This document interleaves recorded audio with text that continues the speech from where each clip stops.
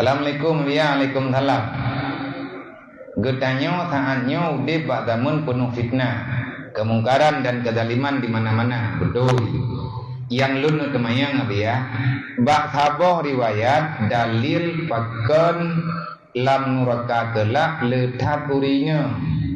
Pakan urinya letat nuraka. Baik, hai urinya mendung uragam ramai ya. Teman urinya mudah dah kita menuraka gaya ramai.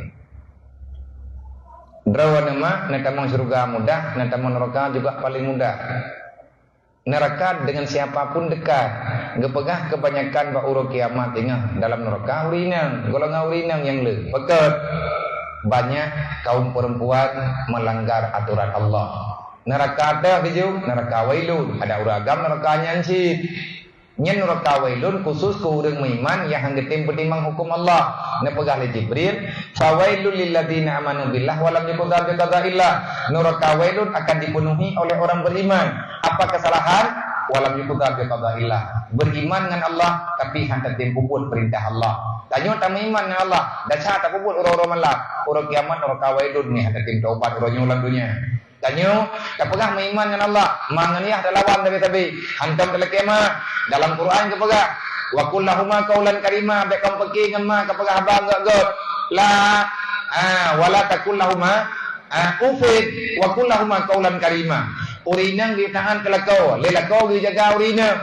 Dia jaga ni berhut lang dosa. Na urang agam, na keluarga kebiarkan rata tago gatnya nana di kubur desa. Urang kiamat yahnya tamun neraka wailun. Tanyo dalam kampung udit dengan jiran.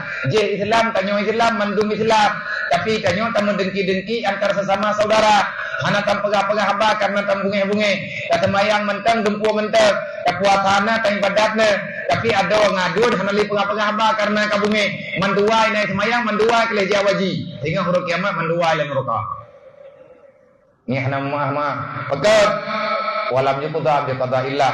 Allah hang gebim peki pekan tanyo tam peki man beo bi ada beo pi raya tu huruf kiamat nang kejit punya perle be masalah huruf kiamat ini lan dunyanya be pegat masalah punya perle ba man huruf kiamat paman ro lan dunyanya be na tanyo dalam dosa mandung tanyo na dosa kabutui budak ting tobat tubu ila Allah taubatan nasuha.